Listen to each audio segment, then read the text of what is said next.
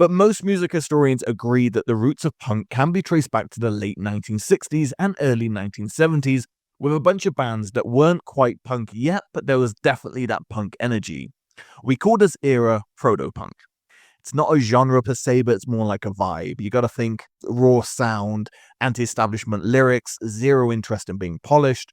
We're talking bands like MC5, they had their iconic song Kick Out the Jams. You had the Stooges, which was fronted by the beautiful half-naked Iggy Pop. And then you had Def, which were a black punk band from Detroit who were way ahead of their time. These were the bands that kind of kicked that door down.